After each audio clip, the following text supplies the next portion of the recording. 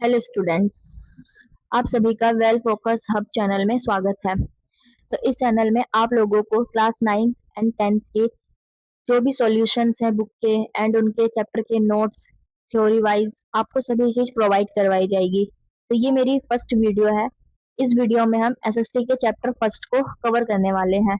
अगर आप लोगों को ये वीडियो पसंद आती है तो प्लीज लाइक करें, सब्सक्राइब एंड कमेंट करें और अपने दोस्तों के साथ में इसको शेयर भी करें। तो चलिए शुरू करते हैं। तो फर्स्ट चैप्टर है आपका सामाजिक विज्ञान, अर्थ, क्षेत्र और महत्व यानी social science, meaning, scope and importance. तो इसके बारे में हम इसमें पढ़ने वाले हैं।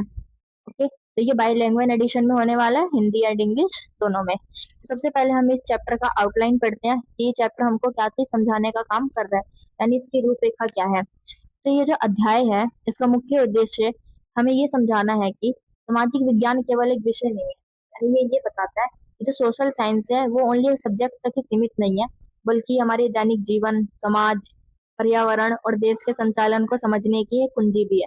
यानी ये सभी चीजों का क्या है, मिश्रण है एक तरीके से। किन किन चीजों का मिश्रण है? जीवन का, समाज का, पर्यावरण और देश के संचालन को समझने का।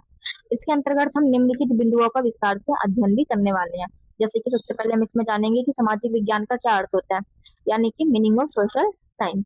तो मानव समाज और उनके आपसी संबंधों का व्यवस्थित अध्ययन, यानी जिसके अंदर हम पूरे के पूरे मानव समाज के बारे में पढ़ते हैं और उनके रिलेशन के बारे में जब विस्तार से पढ़ते हैं उसी को ही हम सामाजिक विज्ञान बोलते हैं। सामाजिक विज्ञान का क्या क्षेत्र होता है? स्कोप ऑफ सोशल साइंस, यानी एक तरीके से इसका क्या महत्व है, हम क्यों पढ़ रहे हैं इसको। ठीक है, तो ये चीज हम इसके अंदर जानने वाले हैं। अगर इसके स्कोप की बात करें तो इसके चार हमको स्तंभ देखने को मिलते हैं, यानी ये फोर पिलर पे क्या है, टिका हुआ है। तो कौन कौन सा? इतिहास, भूगोल, राजनीति विज्ञान और अर्थशास्त्र। अभी तक आप लोग 8th क्लास तक में थे तो आप लोगों के पास अर्थशास्त्र करके कोई भी सब्जेक्ट नहीं था, लेकिन जैसे ही आप 9th में आए तो आपको इकोनॉमिक सब्जेक्ट भी जो है वो देखने को मिलता है। इसके अंदर क्या होता है इकोनॉमिक्स में? आप एडमिनिस्ट्रेशन के बारे में जान रहे हैं, आप टैक्स के बारे में जान रहे हैं। तो इन्हीं सब चीजों के बारे में हमको अर्थशास्त्र के अंदर पढ़ना होता है। और जो अर्थशास्त्र जो पुस्तक जो लिखी गई थी वो कौटिल्य के द्वारा लिखी गई थी, जिनको आप लोग चाणक्य के नाम से भी जानते हैं। तो नेक्स्ट हम पढ़ते हैं सामाजिक विज्ञान के मार्गदर्शक मूल्य, यानी इसकी कुछ वैल्यूज भी होती हैं। तो कौन कौन सी वैल्यूज है इसकी? तो ये विविधता, यानी डाइवर्सिटी को ये प्रमोट करता है। जैसे डाइवर्सिटी का मतलब क्या है? हम भारत जैसे देश में रहते हैं तो यहाँ पे अलग अलग धर्मों को, अलग अलग भाषाओं को बोलने वाले लोग रहते हैं। क्या हम सभी मिलकर रहते हैं? हाँ रहते हैं हम सभी मिलकर आपस में। और अलग अलग जो है कि हमको रिलीजियंस भी इसके अंदर देखने को मिलते हैं, और उन सबके जो रिचुअल्स हैं या जो भी उनके रीति रिवाज है उन सब में क्या देखने को मिलती है, हमको डिफरेंस देखने को मिलता है। तो इसी को बोलते हैं हम विविधता। और जब उन विविधताओं को आपस में जोड़ दिया जाता है तो वो समावेशन बन जाता है। और उसके साथ ही सतत विकास और निष्पक्षता, यानी इक्विटी को भी हम लोग क्या करते हैं, इसमें बढ़ावा देने का काम करते हैं। यानी हमारा जो संविधान है वो सबको एक तरीके से स्वतंत्रता और जो है कि इक्वलिटी का अधिकार जो है वो प्रदान करवाता है, यानी किसी के भी साथ किसी भी प्रकार का भेदभाव नहीं किया जाता है। ठीक है, भारत परिप्रेक्ष्य से सामाजिक विज्ञान, अगर इंडियन पर्सपेक्टिव से देखें तो सोशल साइंस क्या है? तो इसमें हमारे संविधान के बारे में बात होती है, पंचायती राज, पीआरआई जो गांव वगैरह में होते हैं। आप लोगों ने देखा होगा पेड़ के नीचे एक दादाजी को बिठा दिया जाता था, है ना, और वो सबके लिए निर्णय वगैरह लिया करते थे। तो उसी को हम क्या बोल रहे हैं, पंचायती राज। पर्यावरण और आर्थिक विकास का अंतर संबंध भी इसके अंदर देखने को मिलता है कि जो एनवायरमेंट हो गया हमारा या इकोनॉमिक डेवलपमेंट, इन सारी चीजों का रिलेशन इसके अंदर दिखा जाता है। नेक्स्ट जो हमारा टॉपिक रहेगा वो है मीनिंग ऑफ सोशल साइंस, यानी सामाजिक विज्ञान का क्या अर्थ होता है। अब हम और ज्यादा विस्तार से इसके अंदर जानने वाले हैं, यानी इसका नेचर कैसा है सोशल साइंस का। तो सबसे पहले अगर हम हिंदी मीडियम की बात करें तो हिंदी में समझते हैं इसको पहले। तो मनुष्य स्वभाव से एक सामाजिक प्राणी रहा है। जन्म के समय से ही प्रत्येक व्यक्ति एक परिवार का हिस्सा बन जाता है और धीरे धीरे पड़ोसियों, सहपाठियों, दोस्तों और सहकर्मियों जैसे व्यापक समूहों से जुड़ जाता है। लोग गांव में रहते हैं, कस्बों और शहरों में रहते हैं, जहाँ उनको सुरक्षा, आजीविका, शिक्षा और कल्याण के लिए एक दूसरे पर निर्भर होते हैं। यानी इसमें क्या देखने को मिलता है, हमको लोगों का इंटरडिपेंडेंस देखने को मिलता है। यानी कोई भी व्यक्ति अपनी इंडिविजुअलिटी को जो है प्रमोट कर तो सकता है, लेकिन अपने और भी अधिक कामों के लिए उनको दूसरे समूहों की जरूरत जो है वो पड़ती है। इसलिए उसको अपने समूहों से जुड़ करके रहना पड़ता है और दूसरे पर भी निर्भर रहना पड़ता है। इसके साथ ही वे पानी, सड़क, स्कूल, अस्पताल, बाजार, पार्क और कार्यस्थल जैसे सार्वजनिक स्थानों और संसाधनों को साझा करते हैं। वे विचारों और रीति रिवाजों, जो भी इनके रिचुअल्स होते हैं या लैंग्वेजेस को, अपने विश्वासों को और व्यवहारों को भी साझा करते हैं, यानी अपने बिहेवियर को करते हैं। तुम लोगों ने अपने आसपास भी देखा होगा, अगर आपको कोई भी चीज समझ में नहीं आती है या आपको किसी भी चीज में डाउट होता है तो आप लोग अपने दोस्तों से पूछते हो कि नहीं पूछते हो? सभी सभी लोग पूछते होंगे कि क्या हो रहा है, क्या उसने अपना जो आइडिया है वो आपके साथ में शेयर किया। अगर आपका दोस्त ही आपसे पूछ रहा है तो वो आप अपना आइडिया उसके साथ में शेयर कर रहे हैं, तो ये क्या होता है, एक दूसरे के साथ में आप अपने व्यवहारों को भी साझा कर रहे हैं। क्योंकि जीवन का एक साथ जिया जाता है, इसलिए एक व्यक्ति कार्य कई अन्य लोगों को प्रभावित कर सकते हैं। एक व्यक्ति के कार्य जो है वो अन्य लोगों को भी इफेक्ट करते हैं। तो सामाजिक विज्ञान इन्हीं संबंधों और साझा व्यवस्थाओं का अध्ययन है, यानी वे इन्हीं सभी जो भी रिलेशन है इनको दर्शाने का काम ये कर रहा है। तो इंग्लिश में समझ लेते हैं इसको। Human beings are social by nature, यानी हमको प्रकृति से ही एक तरीके से प्राप्त हो रहा है सामाजिक सामाजिक विज्ञान जो है। फ्रॉम बर्थ, जन्म से ही each person becomes part of a family and gradually becomes connected to wider group such as neighbours. यानी अगर हम जन्म से ही देखें तो कोई भी अगर एक व्यक्ति है तो अपने परिवार का हिस्सा होता है, उसके बाद वो अपने पड़ोसियों के साथ में जुड़ता है, अपने क्लासमेट्स के साथ में, अपने फ्रेंड्स एंड अपने कोवर्कर्स जो भी उनके साथ में काम कर रहे हैं। लोग, आपने देखा होगा, जो पीपल होते हैं live in villages, towns and cities where they depend on other for safety. तो वो सभी लोग एक दूसरे पर क्या है, डिपेंड है अपनी सुरक्षा को लेकर के, लिवलीहुड अपने जीवन को, अपनी आजीविका को चलाने के लिए, अपनी लर्निंग के लिए और वेलबींग के लिए। इसके अंदर क्या होता है, दे शेयर पब्लिक स्पेसेस, यानी वो अपने पब्लिक स्पेसेस को बांटने का भी काम कर रहे हैं। एंड रिसोर्सेज, और जो संसाधन होता है उनका भी बंटवारा होता है इसके अंदर। कौन कौन से संसाधन, जैसे वाटर का, road, school, hospitals, markets, park and work place. They also share ideas, अपने विचारों को साझा कर रहे हैं, अपने कस्टम्स जो भी इनके रीति रिवाज हैं, अपने लैंग्वेजेस को, बिलीव्स को एंड प्रैक्टिसेस को। Because life is lived together, क्योंकि उन सबको जीवन में कैसे जीना है ना, सबको साथ मिलकर ही जीना है। तो अगर एक व्यक्ति कोई भी निर्णय ले रहा है तो उसका इफेक्ट जो है वो दूसरे पर भी पड़ सकता है। तो इसलिए बोला जाता है कि जो सोशल साइंस है is a study of this connection and share arrangements, यानी कि वो किस चीज की स्टडी के बारे में बात करता है, कनेक्शन यानी आपस में संबंधों को बनाने का, जोड़ने का, रिलेशंस को, और शेयर करता है अरेंजमेंट्स को। ठीक है, तो ये दो बातों का आपको ध्यान रखना है कि ये स्टडी कर रहा है कनेक्शन के लिए एंड शेयर करता है अरेंजमेंट्स को। नेक्स्ट हमको पढ़ना है, कुछ विद्वानों द्वारा भी परिभाषाएं दी गई है, यानी स्कॉलर्स के द्वारा जो दी जाती हैं डेफिनेशंस, उनको हम पढ़ेंगे। तो पहले है जेम्स हाई। ठीक है, तो जेम्स हाई क्या कहते हैं, इनके अनुसार सामाजिक विज्ञान सीखने और अध्ययन का वह निकाय है जो भौतिक और गैर भौतिक उत्तेजनाओं की एक साथ और पारस्परिक क्रिया को मान्यता देता है जो सामाजिक संबंध उत्पन्न करते हैं। यानी क्या बोलते हैं कि सामाजिक विज्ञान का जो मतलब है वो हमको सीखने का काम करता है, और जो भी उत्तेजनाएं होती है चाहे वो भौतिक हो चाहे वो गैर भौतिक हो, उन दोनों को ही मान्यता देने का काम ये करता है और समाज के साथ जुड़ने में हमको मदद कर रहा है। नेक्स्ट स्कॉलर आते हैं चार्ल्स बियर्ड। तो इन्होंने इसे मानवीय मामलों से संबंधित ज्ञान और विचार को एक ऐसे निकाय के रूप में वर्णित किया है जो लाठी, पत्थरों, तारों और भौतिक वस्तुओं से भिन्न है। यानी ये भौतिक वस्तुओं से अलग मानते हैं सामाजिक विज्ञान को। ये कहते हैं कि ज्ञान और विचार को तो जोड़ता है, लेकिन जो भौतिक वस्तु है उनको हमें अलग रखना पड़ता है, यानी जो भी ऑब्जेक्ट है उनको आपको साइड में रखना पड़ेगा। वो ऑब्जेक्ट कुछ भी हो सकता है, इन्होंने कुछ एग्जाम्पल दिए जैसे लाठी, पत्थर और तारों से। तो अब हम जेम्स हाई की इंग्लिश मीडियम में डेफिनेशन देख लेते हैं। तो ये एक ऐसी बॉडीज होती है लर्निंग की एंड स्टडी करवाती है हमको, which recognises similar and mutual action of physical and non physical stimuli which produce social relation. यानी इसके अंदर वो क्या बोलते हैं कि कोई भी ना तो भौतिक चीज हो सकती है इसके अंदर, और गैर भौतिक चीजें भी हो सकती है जो हमको सोशल रिलेशन उत्पन्न करने में क्या कर रही है, मदद करती है।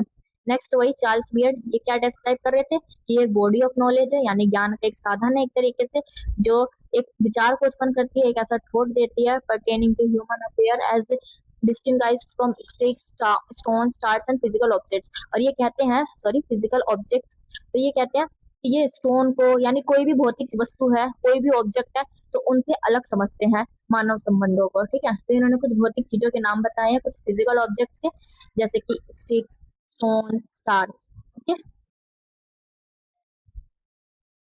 तो नेक्स्ट टॉपिक है हमारा व्यवस्थित अध्ययन का महत्व, यानी इम्पोर्टेंस ऑफ सिस्टमेटिक स्टडी। कि अब अगर हम स्टडी करते हैं, बहुत सारे लोग होते हैं कि पढ़ाई करते हैं, कोई 8 घंटे पढ़ता है, कोई 6 घंटे पढ़ता है, और कुछ बच्चे ऐसे होते हैं जो 1 घंटे में ही उसको कवर कर लेते हैं। तो पढ़ाई भी कई तरीके से की जाती है, जरूरी नहीं है कि हम 8 घंटे पढ़ रहे हैं तो खाली बैठे रहें, उसमें आप कोई भी स्टडी नहीं कर रहे हो। स्टडी का मतलब क्या होता है कि एक क्वालिटी आप एजुकेशन को हासिल करना चाह रहे हो, है ना। कोई बच्चा है वो 8 घंटे अगर पढ़ रहा है, लेकिन अगर उसने 2 ही पन्ने याद करे हैं तो क्या फायदा। और वही कोई और बच्चा है वो 1 घंटे के अंदर उस 2 पेज को याद कर ले रहा है, क्योंकि उसने कंटिन्यूटी दिखाई है उसके अंदर, है ना, उसके अंदर एकाग्रता थी इसको याद करने की। तो इस चीज को ही क्या बोला जा रहा है, सिस्टमेटिक स्टडी। यानी कि आप पढ़ो लेकिन उसका जो व्यवस्थित अध्ययन है उसको ध्यान में रखते हुए उसको समझते हैं अच्छे से। तो सामाजिक विज्ञान समाज का सावधानी पूर्वक संगठित और व्यवस्थित तरीके से अध्ययन भी कर रहा है।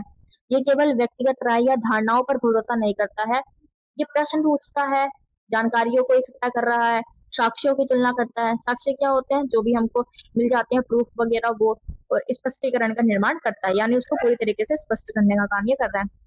यह हमें ये समझने में मदद करता है कि लोग एक साथ कैसे रहते हैं, कैसे समूह बनाते हैं, और नियम और संस्थाएं जो है वो कैसे विकसित हो रही हैं, यानी समाज के अंदर रूल्स एंड रेगुलेशन को कैसे मेंटेन किया जा रहा है, और समय के साथ समाज कैसे बदल रहा है। इन सारी चीजों के बारे में ये हमको बता रहा है सिस्टमेटिक स्टडी में। तो ये हमें ये जांचने के लिए भी प्रोत्साहित करता है कि किसी निर्णय से किसे लाभ होता है। ठीक है, अगर कोई कोई भी डिसीजन ले रहा है तो देखा जाएगा ना कि वो समाज में किसके लिए निर्णय लिए जा रहे हैं, उससे लाभ किसको होगा। अगर मान लीजिए हमारे देश के शिक्षा मंत्री हैं, वो अगर कोई भी न्यू चीज लेकर के आते हैं, जैसे वो एनईपी लेकर के आए आप लोगों के लिए, ठीक है, एक नया प्रोग्राम लेकर के आए वो, तो उससे फायदा किसको होगा, स्टूडेंट्स को होगा। उससे फायदा कोई वृद्ध लोगों को तो नहीं हो रहा है। तो ये चीजें भी देखा जाता है कि अगर हम कोई भी निर्णय ले रहे हैं तो उससे लाभ जो है वो किसको हो रहा है, कौन हारता है और क्यों, जिससे हम निष्पक्षता और जिम्मेदारी के बारे में सोच सकते हैं। ठीक है, यानी उसके अंदर क्या होनी चाहिए, पूरी की पूरी पारदर्शिता हमको दिखाई देनी चाहिए, ट्रांसपेरेंसी जो है वो उसमें होनी चाहिए। नेक्स्ट इंग्लिश मीडियम में समझते हैं। तो social science studies society in a careful, organised and systematic way में बताने का काम कर रहा है, यानी ध्यानपूर्वक व्यवस्थित तरीके से। It does not really on only on personal opinions और अजम्पशंस, यानी ये खाली एक व्यक्ति की बात तो ये सुनेगा नहीं। इट आस्क क्वेश्चन, इसके अंदर प्रश्न आएंगे, कलेक्ट इन्फॉर्मेशन, जानकारियों को इकट्ठा करेगा, कंपेयर करेंगे एविडेंस को, यानी जो भी इनको साक्ष्य प्रूफ मिले हैं उसकी तुलना करी जाएगी कि उस वाले से उस वाले की में क्या डिफरेंसेस देखने को मिल रहे हैं, एंड बिल्ड एक्सप्लेनेशन, और सब लोग अपना अपना स्पष्टीकरण इसके अंदर देंगे। It help us to understand how people live together, और ये हमको ये भी बताते हैं कि लोग एक साथ कैसे रहते हैं, जो समूह है यानी जो ग्रुप्स है उनका फॉर्मेशन कैसे हो रहा है, जो भी रूल्स हैं वो इंस्टीट्यूशन के अंदर कैसे डेवलप किए जा रहे हैं, and how society change over time, और समय के साथ साथ समाज के अंदर कौन कौन से बदलाव हो रहे हैं। It also encourages us to think about fairness and responsibility, यानी ये निष्पक्षता को बढ़ावा देता है, जिम्मेदारी को बढ़ावा देता है। अगर मान लीजिए सरकार हमारे प्रति जो है रिस्पॉन्सिबल ही नहीं होगी तो क्या वो सरकार अच्छी हो सकती है, नहीं होगी, क्योंकि वो हमारे प्रति क्या है, जनता के प्रति रिस्पॉन्सिबल ही नहीं है। अगर वो कोई भी काम कर रही है चोरी छुपे, क्या हमको वो काम वो चीज पता चलेगी, नहीं चलेगी, तो सरकार को क्या करना चाहिए, उसको तो हम भंग कर देंगे। तो क्या होना चाहिए उस समय पर, वो सरकार हमारे प्रति रिस्पॉन्सिबल होनी चाहिए। Bye examining who gains from a decision, who losses and why, और इसके अंदर ये देखा जाएगा कि निर्णय किसने लिया है, किसकी हार हुई है और क्यों हुई है। तो ये सारी चीजें हमको देखनी पड़ती है इसके अंदर। नेक्स्ट टॉपिक आता है आपका सामाजिक विज्ञान का क्षेत्र, यानी कि स्कोप ऑफ सोशल साइंस। तो क्या क्या इसका दायरा है वो हम समझते हैं। तो इसके अंतर्गत मानव जीवन को दो मुख्य पहलुओं का अध्ययन किया जाता है। पहला होता है लोग और उनके संबंध, यानी पीपल एंड देयर रिलेशनशिप, लोगों का दूसरे लोगों के साथ में कैसा संबंध होता है। इसमें दैनिक जीवन में लोगों के बातचीत करने और एक दूसरे का समर्थन करने के तरीके शामिल है, जैसा कि हम अपने आस पड़ोस में देखते हैं। आप लोगों के दोस्त होते हैं, आपके जो पड़ोसी होते हैं उनसे बातचीत करते हो, उनका समर्थन करते हो। अगर उन्होंने कोई भी बिजनेस चालू किया है, मान लीजिए आपके घर के बगल में कोई चाची रहती है या कोई भी रहते हैं, मान लो उन्होंने अचार का बिजनेस स्टार्ट किया, तो आप उनका सपोर्ट करेंगे कि नहीं करेंगे, हाँ करेंगे। ठीक है, तो इसी चीज को हम क्या बोल रहे हैं कि उनका जो संबंध है वो कैसा बन रहा है। नेक्स्ट हम देखते हैं प्रणालियां और संस्थाएं, यानी सिस्टम्स एंड इंस्टीट्यूशंस। तो इसमें वे संगठित संरचनाएं शामिल हैं जो समाज को काम करने के तरीकों को आकार देती हैं, यानी ये बता रही है समाज को कि आपको कोई भी काम कैसे करना है, उसको आप सेफ कैसे करेंगे। जैसे सरकार को, कानून को, अदालतों को, स्कूल, पुलिस, बाजार और बैंक, तो इनके लिए अलग अलग इंस्टीट्यूशंस बनाई गई है, संस्थाएं बनी गई है, जो सब पर क्या करती है, अपना अपना नियंत्रण बनाए रखती है। ठीक है, उसके साथ ही मुख्य विषय और उनका महत्व, ये भी एक टॉपिक है जो हमको पढ़ना है, यानी core discipline and their significance, इसका महत्व जो है वो क्या है। तो सामाजिक विज्ञान मुख्य रूप से 4 स्तंभों पर टिका हुआ था, जो हमने स्टार्टिंग में भी पढ़ा था। ठीक है, तो इनको अब हम मैं विस्तार से तुमको बताने वाली हूँ, अच्छे से एक्सप्लेन करके। सबसे पहले था इतिहास, यानी एक अनुशासन के रूप में, यानी हिस्ट्री एज अ डिसिप्लिन। इतिहास क्यों महत्वपूर्ण है, ये इसलिए महत्वपूर्ण है क्योंकि ये हमें समझने में मदद करता है कि आज का समाज अचानक तो प्रकट नहीं हुआ है। कई वर्तमान संस्थाएं और प्रथाएं लंबी अवधि में विकसित हुई हैं। यानी इनको विकसित होने में, इनको डेवलप होने में कई लंबा समय जो है वो लगा है। एक उदाहरण ले लेते हैं हम। जब हम भारत के स्वतंत्रता संग्राम का अध्ययन करते हैं तो हम न्याय, समानता और अधिकारों के विचारों के बारे में सीखते हैं, है ना? ये सारे ख्याल हमारे मन में आते हैं। इन विचारों ने बाद में हमारे संविधान के निर्माण को प्रभावित किया था। इस तरह इतिहास हमें आधुनिक भारत में लोकतांत्रिक मूल्यों के महत्व को समझने में मदद करता है। यानी जो भी हमारे डेमोक्रेटिक वैल्यूज होती हैं उनको समझने में ये मदद कर रहा है। इतिहास हमें विविधताओं का सम्मान करना भी सिखाता है। आप लोगों ने देखा होगा कि पहले की जो शादियां वगैरह होती थी वो कितनी ज्यादा रीति रिवाजों से होती थी, लेकिन आजकल अगर हम देखेंगे तो हम लोग क्या करते हैं, पश्चिमी संस्कृति को अपना रहे हैं, है ना? चाहे शादियों को ले लें, चाहे हम खान पान को ले लें, किसी भी चीज को ले लें, तो हम लोग क्या कर रहे हैं, पश्चिमी संस्कृति को अपना रहे हैं। हम लोग पहले जीन्स नहीं पहनते थे, अब सब लोग जीन्स पहनना शुरू कर रहे हैं। ठीक है, बर्गर खा रहे हैं, पिज्जा खा रहे हैं, लेकिन हमारा मेन खाना क्या था, दाल चावल रोटी खिचड़ी, ये सारी चीजें।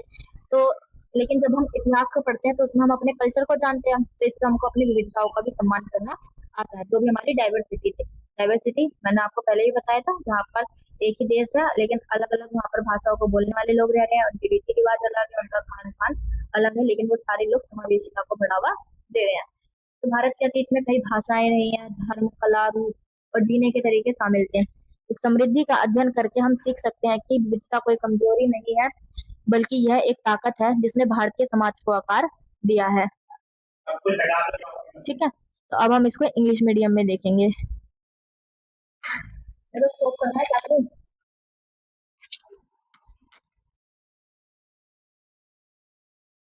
तो अब हम इसको इंग्लिश में समझते हैं। तो history is important because it helps us understand that Tito society did not appear suddenly. यानी आज का समाज अचानक से तो नहीं बना है, लेकिन many present day institutions and practices have developed over long periods, यानी लंबे समय से विकसित होते हुए आए हैं।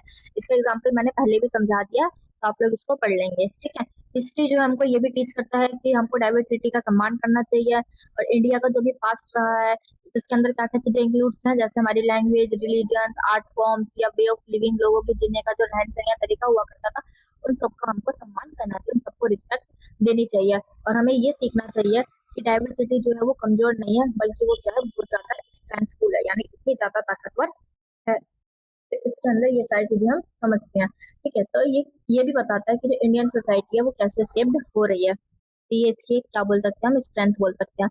अगर हम राजनीति विज्ञान को एक अनुशासन के रूप में देखें तो क्या होगा राजनीति विज्ञान, यानी political science as a discipline. तो देखते हैं। तो राजनीति विज्ञान इस बात का अध्ययन करता है कि समाजों का शासन कैसे चलाया जाता है। तो सरकारी संस्थाओं, कानूनों, अधिकारों, कर्तव्यों और उन तरीकों पर ध्यान केंद्रित करता है जिनसे लोग सार्वजनिक जीवन में भाग लेते हैं।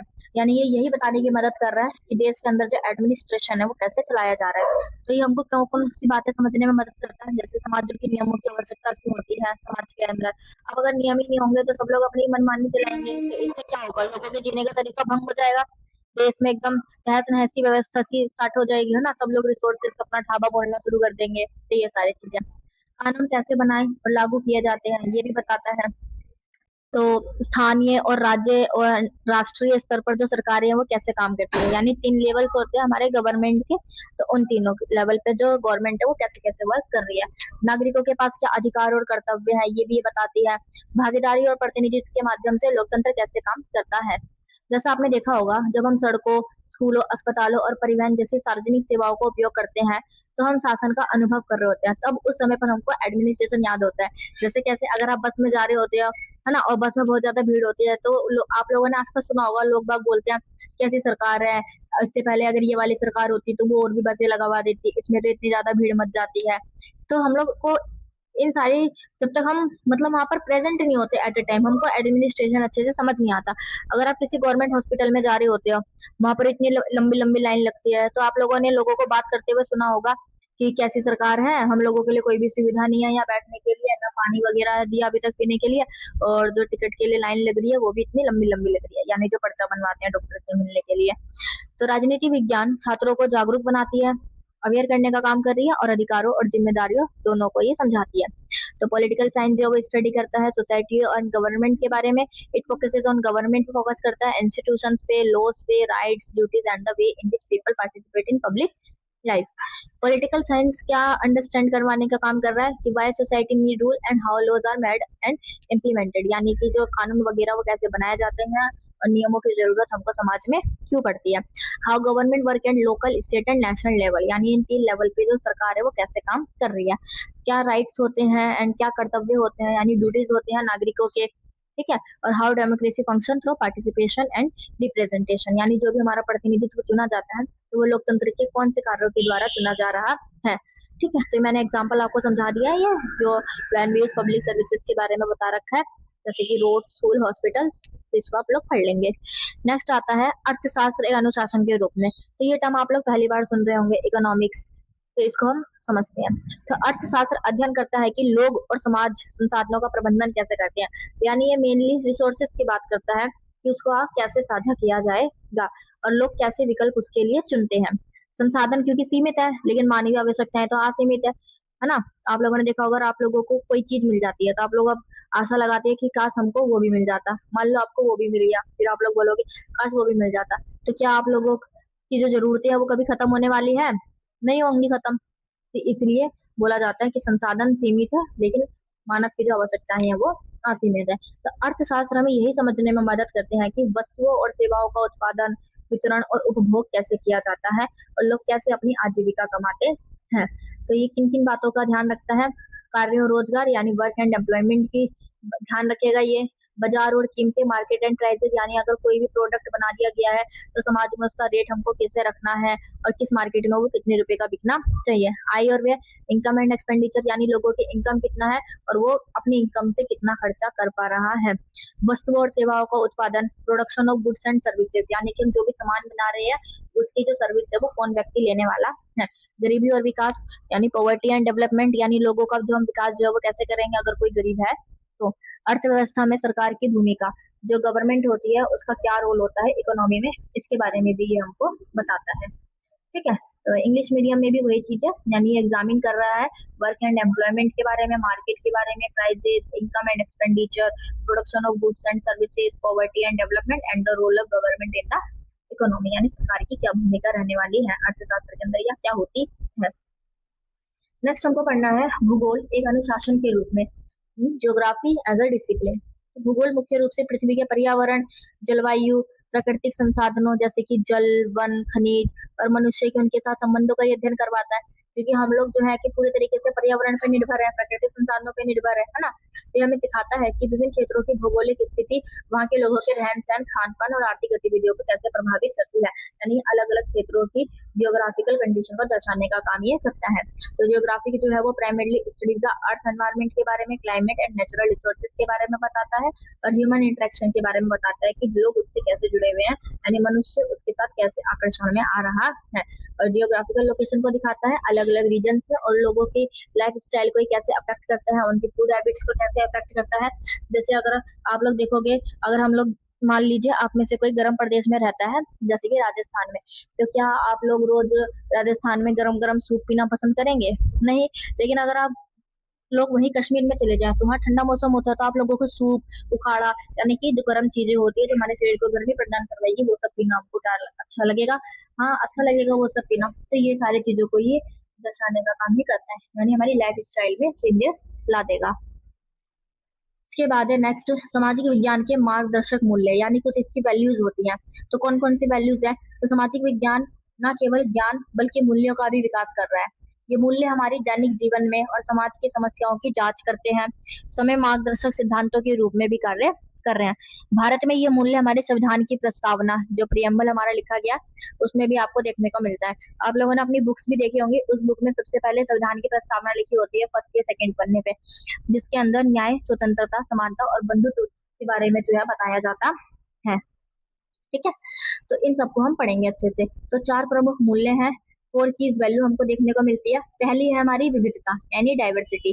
तो विविधता का अर्थ मैंने आपको पहले भी समझाया था, अब हम और ज्यादा विस्तार से इसको समझेंगे।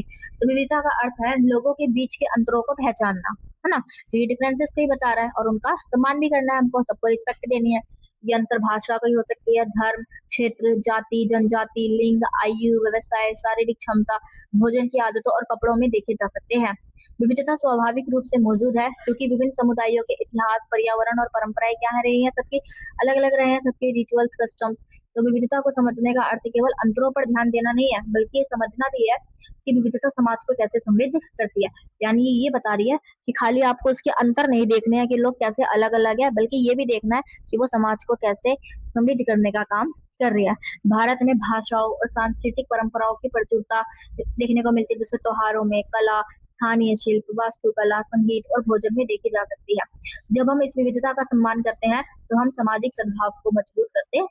यानी कि जब हम सारी की सारी जातियों का सम्मान करने का काम कर रहे हैं या सभी समूहों का सम्मान करने का काम करते हैं, तो उसको बोल सकते हैं हम सामाजिक सद्भाव को हमने मजबूत कर दिया है।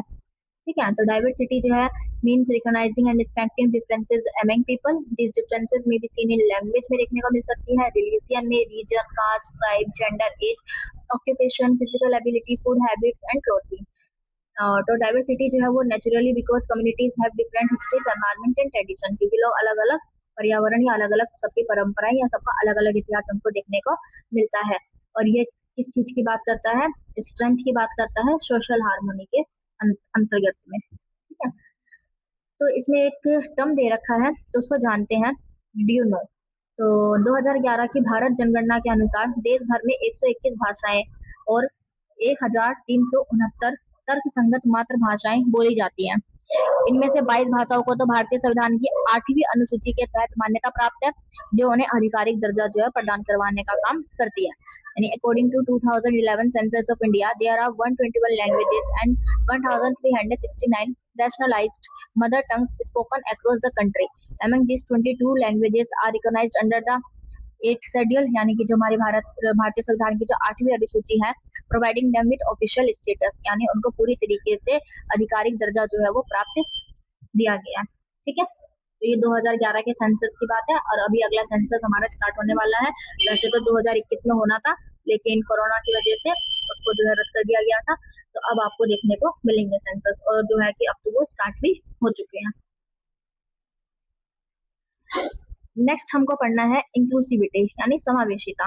तो समावेशन का अर्थ ये सुनिश्चित करना है कि प्रत्येक व्यक्ति कक्षाओं, खेल के मैदानों, पड़ोस और सार्वजनिक संस्थानों जैसे साझा स्थानों में स्वागत, सम्मानित और पूरी तरह से भाग लेने में सक्षम महसूस करे। इसका बहुत अच्छा एग्जाम्पल आप लोग अपने क्लासरूम में देखते हैं। आपकी क्लासों में बहुत सारे CWSN स्टूडेंट्स होते हैं जो आप लोगों के साथ ही बैठकर पढ़ते हैं। हालांकि उनके लिए कुछ विशेष टीचर भी रखे जाते हैं जो उनको अलग से भी पढ़ाते हैं, वो इसलिए क्योंकि वो विशेष आवश्यकता वाले बच्चे, लेकिन ये भी आपने देखा होगा कि वो लोग आपके साथ भी पढ़ते हैं। तो इसको हम क्या बोलेंगे कि हाँ, समावेशिता को बढ़ावा दिया जा रहा है। ठीक है, तो इन सारी चीजों को इसके अंदर देखा जाता है और इसमें जो निष्पक्षता होती है उसको दूर करने का काम किया जाता है। तो इसको हम अपने दैनिक जीवन में भी देख सकते हैं। कक्षा वाला मैंने आपको एग्जाम्पल समझा दिया था।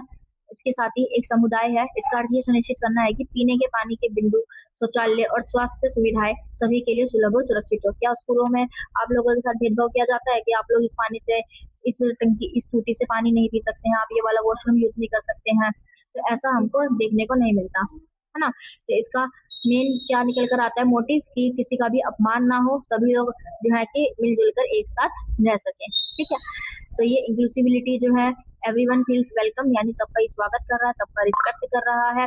एंड ये एबल होता है, क्या चीज के लिए एबल है ये, कि जो भी पर्सन है वो किसी भी चीज में पार्टिसिपेट कर सकता है, और चाहे वो क्लासरूम के अंदर हो, चाहे प्लेग्राउंड में करे, चाहे नेबरहुड्स में अपने, चाहे किसी भी पब्लिक इंस्टीट्यूशन में। यानी कि उसके पास पूरी की पूरी क्या रहेगी, फ्रीडम रहेगी, freedom to speak and work without fear, यानी बिना किसी डर के वो काम कर सकता है। ठीक है, नेक्स्ट टॉपिक है सतत विकास, यानी सस्टेनेबिलिटी। तो सतत विकास, आप लोगों ने एक टर्म भी सुना होगा, सतत पोषणीय विकास, है ना, सस्टेनेबल डेवलपमेंट। पहले हम उसको समझते हैं, फिर हम सतत विकास को समझेंगे। तो सस्टेनेबल डेवलपमेंट क्या था, यानी कि मान लीजिए आपके पास अभी कोई संसाधन है, तो आप उसका यूज आज तो कर रहे हैं, लेकिन आपको अपने आने वाली जो पीढ़ी है, भविष्य पीढ़ी, उसके लिए भी बचा करके रखना चाहिए। ये नहीं कि सारा का सारा खुद ही खत्म करके रख दो।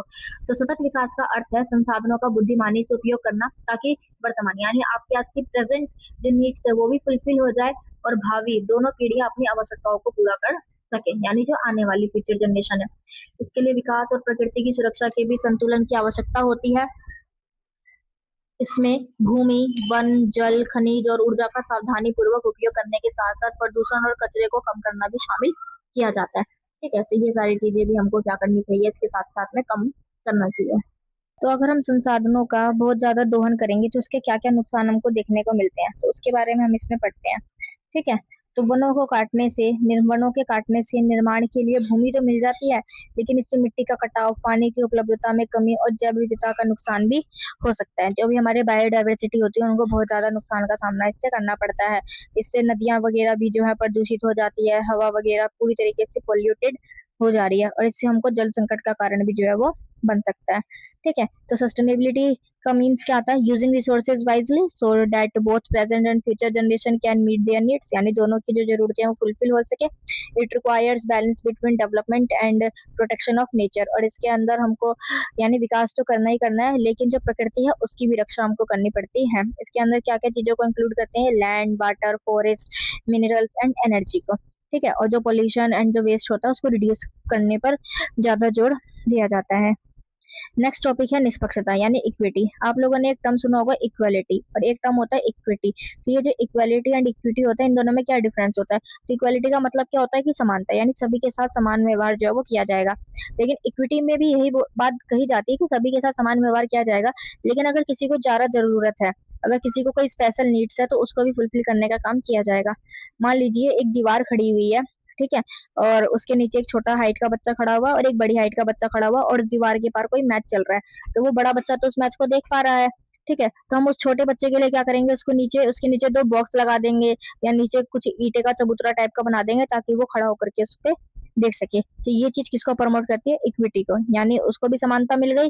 ठीक है, लेकिन विशेष जरूरत उसको थी, तो इसलिए हमने उसके नीचे ईंट का चबूतरा टाइप का कुछ बना दिया, ताकि उसकी हाइट ऊंची हो जाए और वो दीवार के पार देख सके। तो इसका मतलब ये नहीं है कि जो बड़ी हाइट वाला जो लड़का है वो उस समय बोलेगा कि मेरे को भी ईंटों का चबूतरा दो, तो उसको नहीं मिला जाएगा, क्योंकि वो उसके लिए स्पेशल नीड्स नहीं है। ठीक है, तो इसका कुछ उदाहरण देख लेते हैं हम। जैसे जो कमाए वाले परिवारों को बच्चों को छात्रवृत्ति, स्कॉलरशिप वगैरह दी जाती है, आप लोगों ने स्कूल में भी देखा होगा, है ना। जो भी SC ST या फिर अनरिजर्व्ड होते हैं, सॉरी अनरिजर्व नहीं, EWS कैटेगरी के होते हैं, तो इन सबको कुछ स्कॉलरशिप जो है वो प्रदान करवाई जाती है। और जो माइनॉरिटी स्टूडेंट्स होते हैं, जैसे कि मुस्लिम, सिख, ईसाई, इन सभी को। ठीक है, और जो विकलांग बच्चे होते हैं उनको भी कुछ विशेष सुविधाएं प्रदान करवाई जाती है। तो इंग्लिश मीडियम में देख लेंगे आप लोग, तो ये अपॉर्चुनिटीज एंड आउटकम्स को फेयरनेस के साथ में बढ़ावा देने का काम करता है। और स्कॉलरशिप्स के बारे में मैंने आपको एग्जांपल्स में बता ही दिया है, तो ये पूरी की पूरी कम्युनिटीज को एक्सक्लूड करने का काम करेगा। अगर हम भारतीय परिप्रेक्ष्य से देखें कि सामाजिक विज्ञान क्या है, तो जानते हैं इंडियन पर्सपेक्टिव से। तो सामाजिक विज्ञान लोगों और समाज का अध्ययन करता है, लेकिन समाज हर जगह एक जैसा तो नहीं दिखता। एक देश जो प्रश्न पूछता है, जिन समस्याओं का सामना करता है और जो समाधान चुनता है, वे उसकी भूगोल, इतिहास, अर्थव्यवस्था और शासन प्रणालियों द्वारा आकार लेते हैं। इसलिए भारतीय परिप्रेक्ष्य से सामाजिक विज्ञान को समझना थोड़ा सा महत्वपूर्ण रहता है। तो इसको हम संविधान एक मार्गदर्शक ढांचे के रूप में देखते हैं। ठीक है, the constitution as a guiding framework. तो भारत का संविधान सामाजिक जीवन को समझने के लिए केंद्रीय है, क्योंकि इसको हम सेंटर पावर पे रखेंगे, क्योंकि ये न्याय की बात करता है, स्वतंत्रता, समानता और बंधुत्व के आदर्शों को परिभाषित करता है। यह स्थापित करता है कि लोकतंत्र में संस्थाओं को कैसे काम करना चाहिए, यानी जो डेमोक्रेटिक इंस्टीट्यूशन है उसके अंदर लोग कैसे वर्क करेंगे। ये मूल्य केवल अदालतों या संसदों के लिए नहीं है, वे हमारा मार्गदर्शन भी करते हैं। भेदभाव, संसाधनों तक असमान पहुंच और सरकार की जिम्मेदारियों के बारे में बताते हैं। यानी एक वैज्ञानिक दृष्टिकोण है, साइंटिफिक टेम्पर की भावना पर ये जोर देने का काम कर रहा है। और कोई भी अगर अफवाह या रूढ़ियां या एकल कहानी है, तो उन सबकी तलाश करनी चाहिए। तो ये इन्हीं सब चीजों की तलाश करने का काम कर रहा है। इंडिया का जो कॉन्स्टिट्यूशन है ये एक अंडरस्टैंडिंग पब्लिक लाइफ को दिखाने का काम करता है, जो सेंट्रल में रखा जाता है। ये डिफाइन करता है justice, liberty, equality and fraternity को, यानी बंधुत्व की भावना को भी बढ़ावा देने का काम करता है। अगर हम गांव से राष्ट्र तक शासन देखें, यानी governance from the village to the nation, तो भारत कई स्तरों तक सरकार वाला एक संवैधानिक लोकतंत्र है ना, क्योंकि यहाँ पर अलग अलग लेवल्स पर हमको गवर्नमेंट देखने को मिलती है, जैसे स्टेट, सेंट्रल, इस तरीके की। तो एक लोकल सेल्फ गवर्नमेंट है, मान लो स्थानीय स्वशासन, तो विशेष रूप से महत्वपूर्ण है, क्योंकि ये निर्णय लेने की प्रक्रिया को लोगों की दैनिक जरूरतों, जैसे कि पीने का पानी दे रही है, स्वच्छता, स्थानीय सड़क और वार्ड योजना के करीब लाता है। जो आपको अपने लोकल गवर्नमेंट में देखने को मिलती है आसपास के इलाके में, जो इसके लिए वर्क करते हैं लोग बाग। ठीक है, तो 73वें संवैधानिक संशोधन अधिनियम था जिसमें पंचायती राज संस्थाओं को मजबूत किया गया और इसे विकेंद्रीकरण यानी डिसेंट्रलाइज किया गया था। इसका मतलब क्या होता है कि शक्तियां किसी एक व्यक्ति के हाथ में केंद्रित नहीं रहेगी, बल्कि अलग अलग समूहों में उसको बांटा जाएगा। ठीक है, तो इंडिया जो है वो कॉन्स्टिट्यूशनल डेमोक्रेसी है और इसमें अलग अलग लेवल्स की गवर्नमेंट है। 17th कॉन्स्टिट्यूशनल अमेंडमेंट एक्ट के तहत पंचायती राज इंस्टीट्यूशन को डिसेंट्रलाइज किया गया था, जिसमें पावर को डिस्ट्रीब्यूट करने का काम किया गया था अलग अलग ग्रुप में, ताकि किसी भी एक ग्रुप के हाथ में जो पावर है वो पूरी की पूरी एक तरीके से इकट्ठी ना होने, तो वो अपनी शक्तियों का गलत इस्तेमाल भी कर सकता है। इसलिए डिसेंट्रलाइजेशन बहुत ज्यादा जरूरी है।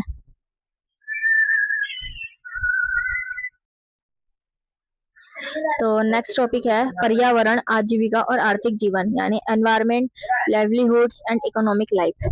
तो प्रकृति भारत में आजीविका को शक्तिशाली तरीकों से आकार देती है। इसका एक हम एग्जांपल लेते हैं। मानसून जो है वो कृषि को प्रभावित करता है, नदियां सिंचाई का समर्थन करती हैं और वन जैव विविधता तथा स्थानीय अर्थव्यवस्थाओं का समर्थन करते हैं। यहाँ पर्यावरणीय मुद्दों में अक्सर अस्तित्व और न्याय के प्रश्न शामिल होते हैं। वनों की कटाई, पानी की कमी, बाढ़ और प्रदूषण समुदायों को अलग अलग तरह से प्रभावित करते हैं।